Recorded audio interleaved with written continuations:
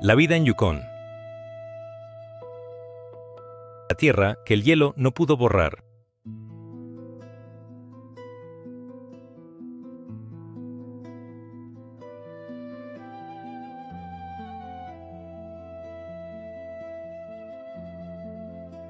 Hay lugares en el mundo donde la civilización parece una sugerencia, no una certeza.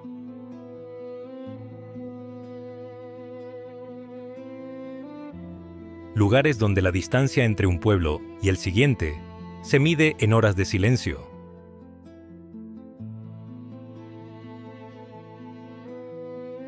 Lugares donde el paisaje no invita, sino que advierte, y donde quienes deciden quedarse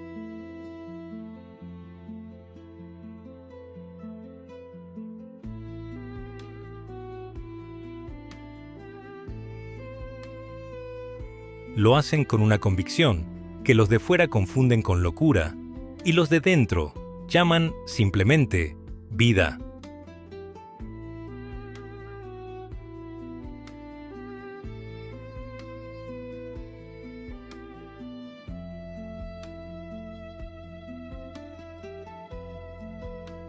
El Yukón es uno de esos lugares, en el extremo noroeste de Canadá, encajado entre Alaska y los territorios del noroeste, con el océano Ártico tocando su frontera septentrional.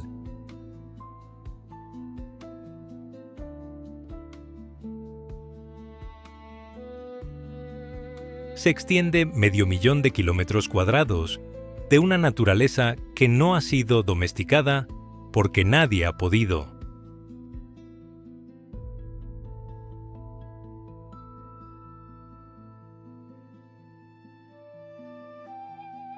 Montañas que se elevan hasta casi 6.000 metros en la cordillera de San Elías.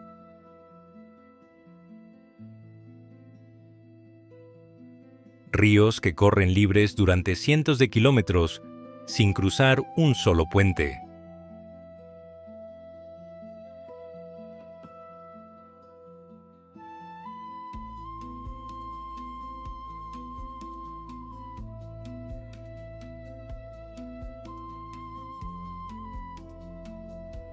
Bosques boreales que se extienden hasta donde alcanza la vista, y más allá de la línea de árboles.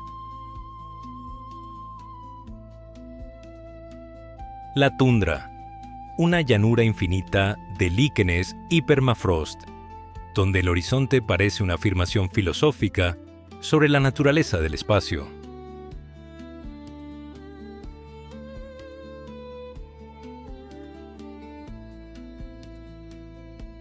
Y en medio de todo eso, 45.000 personas.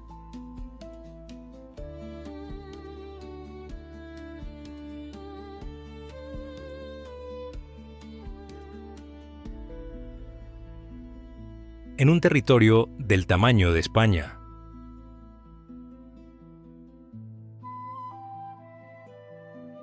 Un lugar donde los osos superan en número a los humanos en ciertas regiones.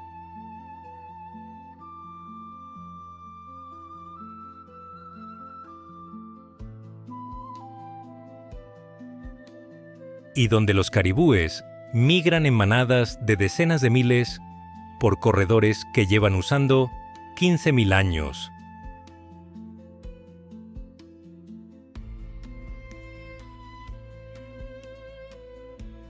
Esta es la historia de la vida en el Yukón, la de la gente que se despierta cada mañana, en cabañas sin conexión a la red eléctrica,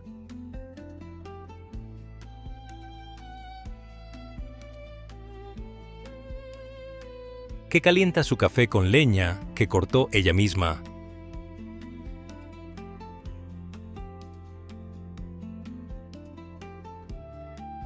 Y que llama a esto con una serenidad que desarma su hogar.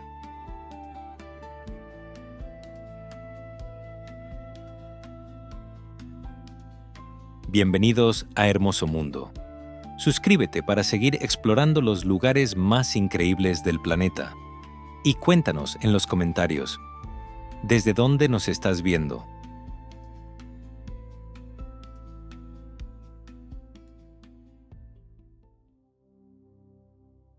It forges el frío y el carácter que forja.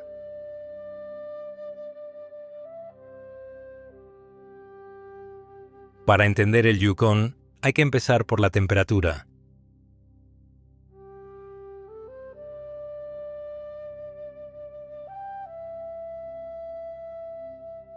No sino como como dato condición meteorológico existencial. abstracto, sino El como invierno condición aquí no es una existencial. molestia estacional. El invierno aquí no es una molestia estacional.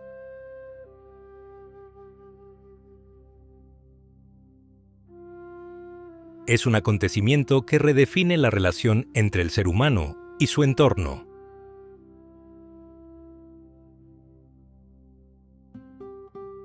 Las temperaturas caen regularmente por debajo de los -30.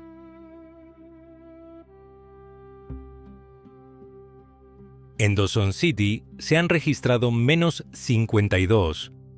A esas temperaturas, el aliento se congela al salir de la boca.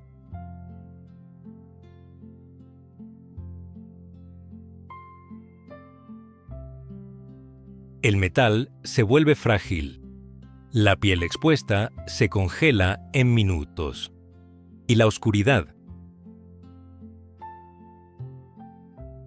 En diciembre, Whitehorse recibe 6 horas escasas de luz crepuscular. En Old Crow, el sol directamente no sale. Semanas de oscuridad interrumpidas solo por la aurora boreal.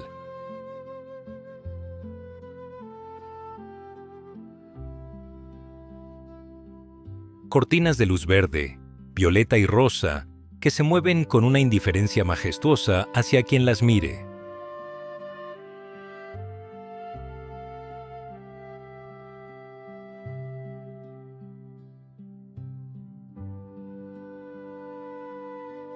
Los yukoneses no hablan del frío con autocompasión. Existe una jerarquía implícita.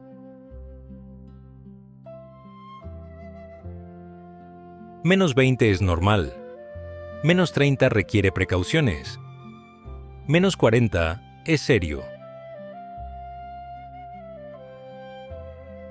-50 es cuando piensas 2 veces antes de salir, pero sales.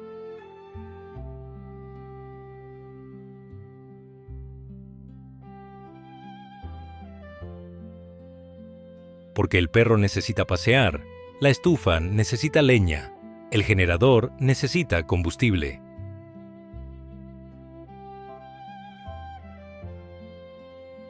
La vida no se detiene porque el termómetro diga que debería.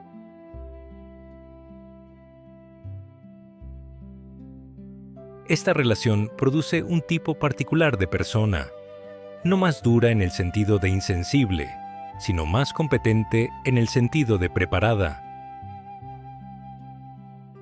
Saben vestirse en capas, encender fuego en cualquier condición, leer el cielo y la textura de la nieve con una atención que no es romanticismo, sino supervivencia.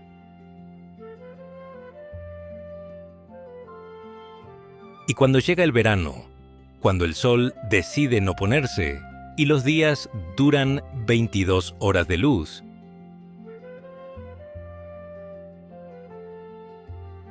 los yukoneses viven con una intensidad que compensa los meses de oscuridad. Jardines que brotan en semanas, niños que juegan hasta la medianoche. Una energía colectiva que reconoce sin palabras que cada hora de sol es un regalo que no se desperdicia. The capital at the edge of the world.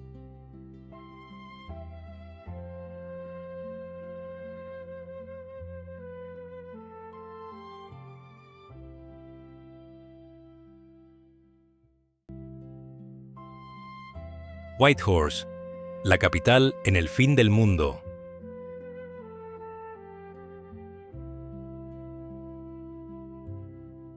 Whitehorse es la capital del Yukon y, con 30.000 habitantes, la ciudad más grande del territorio. 2 de cada 3 yukoneses viven aquí, lo que la convierte simultáneamente en la urbe más grande en un radio de cientos de kilómetros y un pueblo donde todo el mundo se conoce.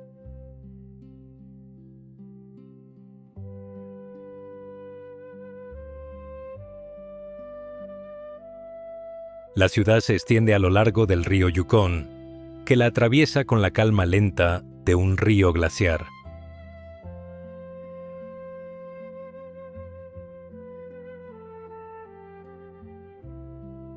El nombre viene de los rápidos que los primeros colonizadores encontraron aguas arriba.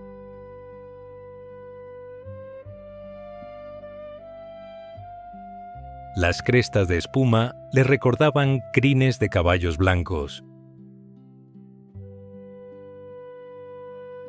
Los rápidos desaparecieron con una presa en los años 50, pero el nombre se quedó.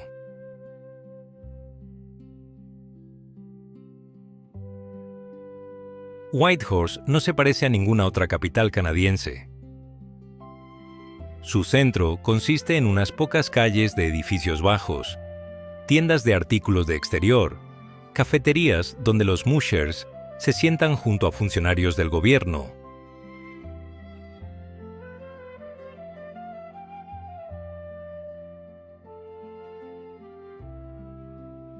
Restaurantes que sirven carne de alce con la misma naturalidad con que Montreal sirve poutine.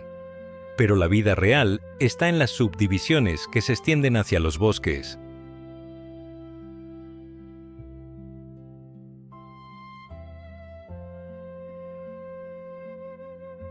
Donde las casas tienen leñeras más grandes que sus garajes. Está en las cabañas del lago La Berge,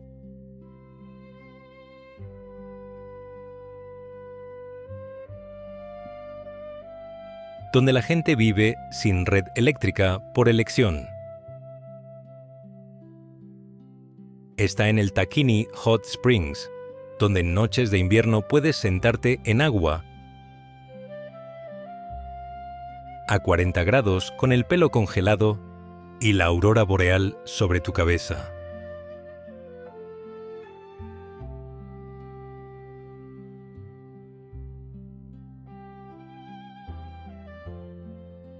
Está en la cultura de voluntariado que hace funcionar todo.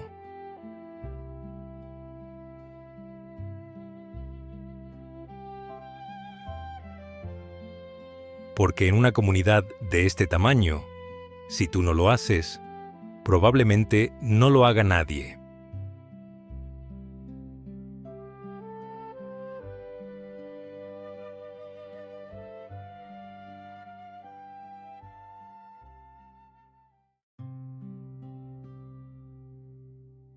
Dawson City, donde el oro se convirtió en leyenda.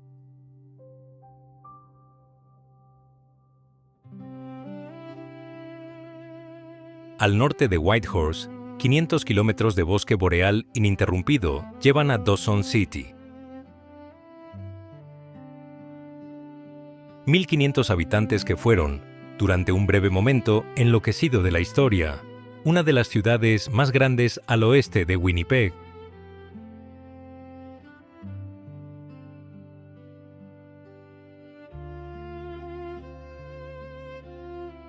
La fiebre del oro del Klondike de 1896 a 1899 atrajo a más de 100.000 personas.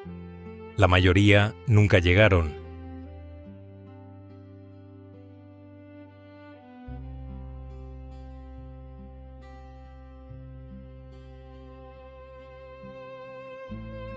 Quienes lo hicieron encontraron una ciudad brotada de la nada, salones, prostíbulos, hoteles, todo construido en madera sobre el permafrost.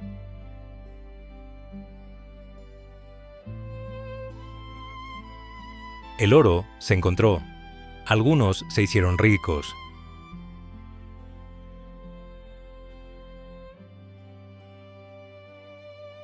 La mayoría no.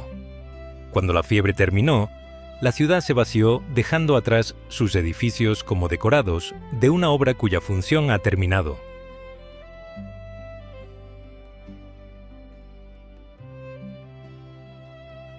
Hoy Dawson existe en suspensión temporal. Las fachadas de 1898 están mantenidas por Parks Canada. Las aceras son de madera. Las calles no están pavimentadas.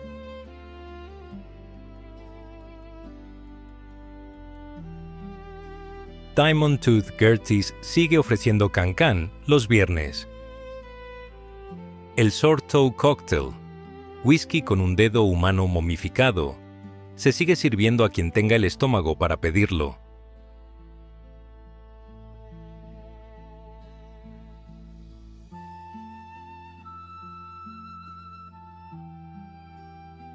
Pero Dawson no es un museo. La minería de oro continúa. Los artistas han colonizado la ciudad, atraídos por los alquileres bajos y la luz del verano ártico, y quienes se quedan en invierno, cuando la temperatura cae y la oscuridad lo cubre todo,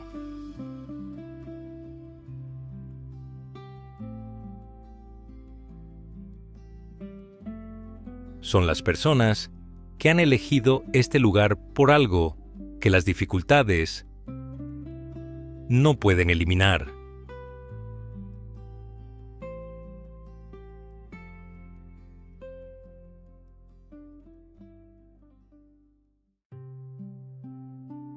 La carretera Dempster.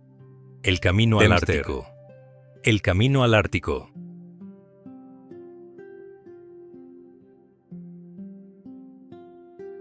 La carretera Dempster se dirige al norte más de 700 kilómetros hasta el océano Ártico. Es la única carretera pública en Canadá que cruza el Círculo Polar Ártico. Es una de las más aisladas del mundo.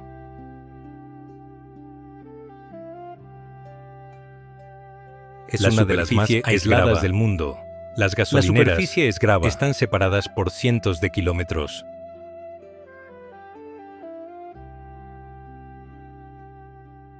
Las gasolineras están separadas por cientos de kilómetros. Poco después de Dawson. La cobertura móvil desaparece genuinamente poco fuera de la red.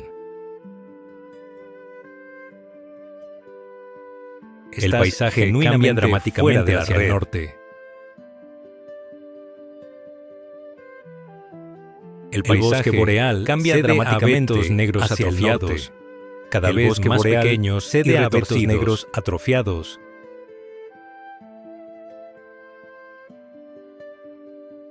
Cada vez supieran que están llegando al límite de lo posible, como si supieran que están llegando a los árboles de lo posible. Desaparecen.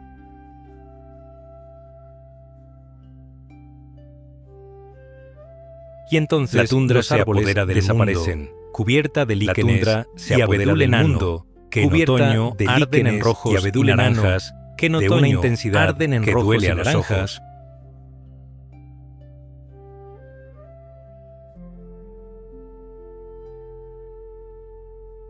Las montañas que duele a los ojos se recortan contra el cielo con una agresividad geológica contra el cielo que no intenta ser bonita. Agresividad geológica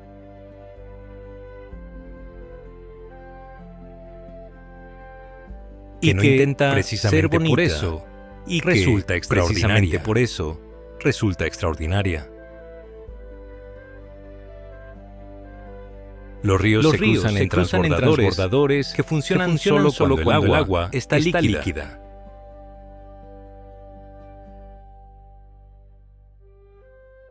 En invierno se cruza sobre hielo.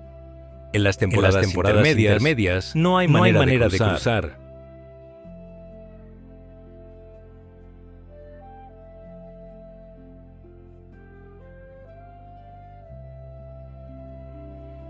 Conducir la Dempster es aceptar que eres una mota en un paisaje que apenas registra tu presencia.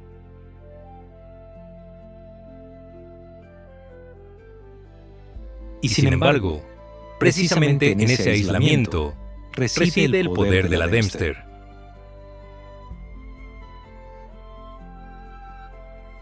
Hay momentos, solo el sonido del viento, una manada de caribúes cruzando la tundra.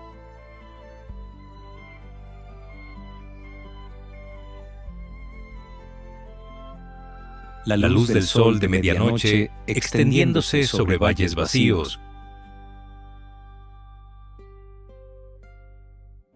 en los que la carretera deja de sentirse como infraestructura humana y comienza a aparecer simplemente una línea temporal atravesando un territorio mucho más antiguo que cualquier mapa.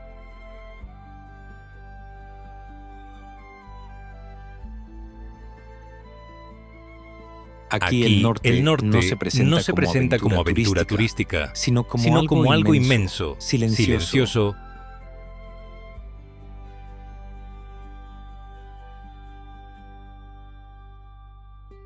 y completamente indiferente a si alguien logra atravesarlo o no.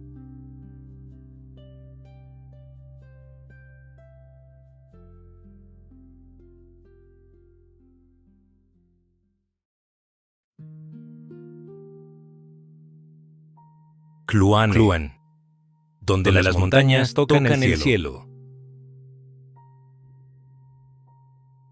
Al suroeste de Whitehorse, la cordillera de San Elías se eleva con una escala que hace que otras cadenas montañosas parezcan ensayos preliminares.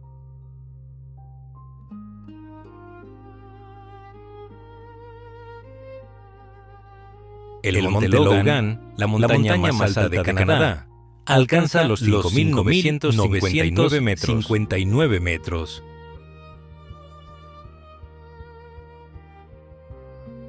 El Parque Nacional de Kluane protege 22.000 kilómetros cuadrados que contienen el campo de hielo no polar más grande del planeta.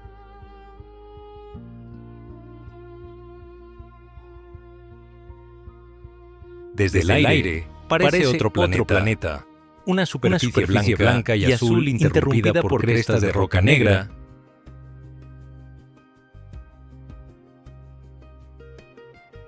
que asoman del hielo como vestigios de un mundo sumergido. El glaciar Cascawulch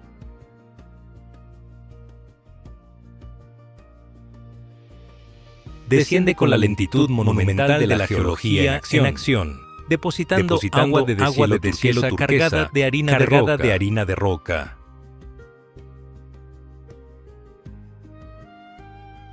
Un color que no parece pertenecer al mundo natural, y que sin embargo es uno de los fenómenos más puramente naturales que existen.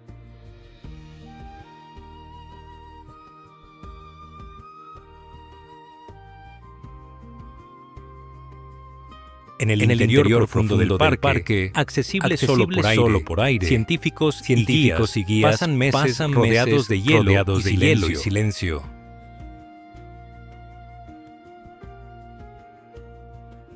No hay electricidad de red. Los suministros llegan por avión cuando el tiempo lo permite. Vivir aquí es aceptar la irrelevancia de tus planes frente a la voluntad de la montaña.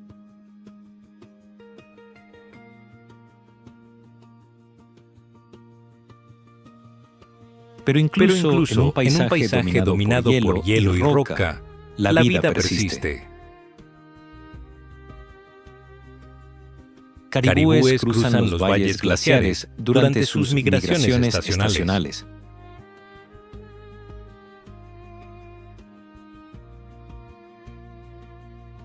Osos grizzly recorren los ríos alimentándose antes del largo invierno.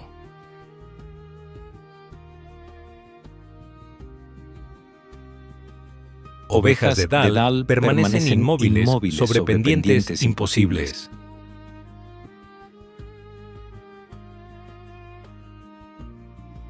Observando desde alturas barridas por el viento, donde casi nada más puede sobrevivir. En verano, la tundra florece brevemente bajo la luz interminable.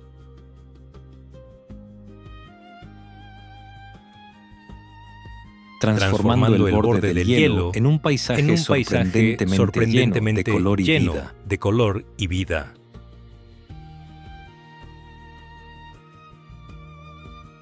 Y sobre todo, permanece la sensación de escala. En Kluane, las distancias son tan inmensas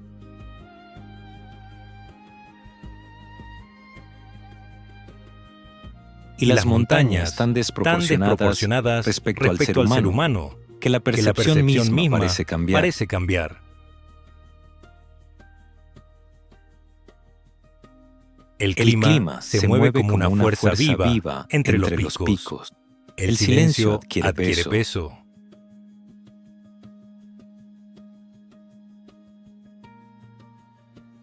Aquí, en el extremo salvaje del Yukón, la tierra todavía se siente antigua, inmensa e indiferente.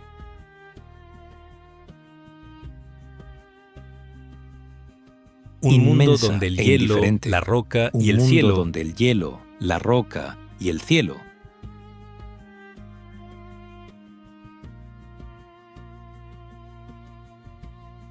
continúan gobernando casi exactamente como lo hacían mucho antes de que alguien les pusiera nombre.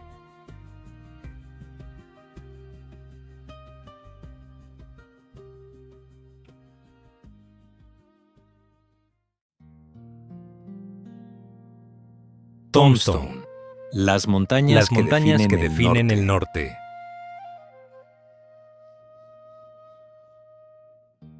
A unos 100 kilómetros al norte de Dawson City, la carretera Dempster entra en uno de los paisajes más extraordinarios del Yukón, el Parque Territorial Tombstone. Sus montañas negras y dentadas se elevan abruptamente sobre la tundra como ruinas de otro mundo, formadas por antiguas rocas sedimentarias empujadas hacia el cielo hace millones de años. No tienen la suavidad redondeada de otras cordilleras del norte. No tienen la suavidad redondeada de otras cordilleras del norte. En su geometría. Cuando las nubes bajas se deslizan entre los picos son afiladas, y el viento atraviesa los valles abiertos, casi agresivas en su geometría. Parece menos un parque. Cuando las nubes bajas una frontera se deslizan geológica entre los picos, entre el mundo habitable y algo mucho más antiguo. En otoño, la tundra explota en color. Rojos y el viento profundos, atraviesa los valles naranjas abiertos. encendidos y amarillos Tombstone cubren las colinas parece menos en un una parque intensidad y más una frontera imposible geológica de asociar con entre el el Ártico. mundo habitable y algo Caribúes mucho migran más a través de antiguo. los valles.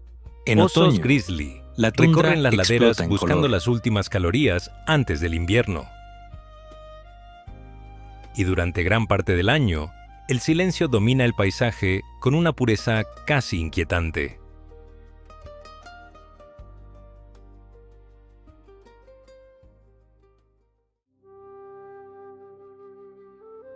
Y cuando abandonas el Yukón, cuando las carreteras vuelven a llenarse de tráfico, las ciudades recuperan su ruido constante y el horizonte vuelve a estar interrumpido por edificios en lugar de montañas. Algo de ese norte permanece contigo.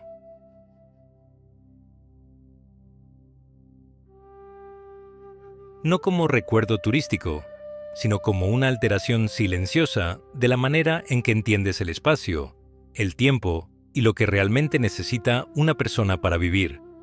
Porque el Yukón obliga a simplificar. El frío elimina lo innecesario.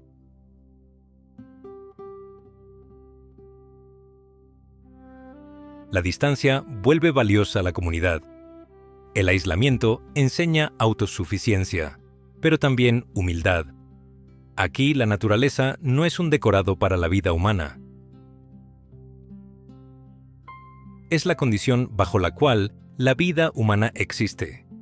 Y quienes permanecen aprenden a adaptarse a ella con una mezcla de respeto, terquedad y admiración que define profundamente el carácter del norte. Tal vez por eso, tantas personas que llegan al Yukón con la intención de quedarse unos meses, terminan pasando décadas, no porque sea fácil, rara vez lo es, sino porque hay una honestidad en esta tierra que resulta difícil encontrar en otros lugares.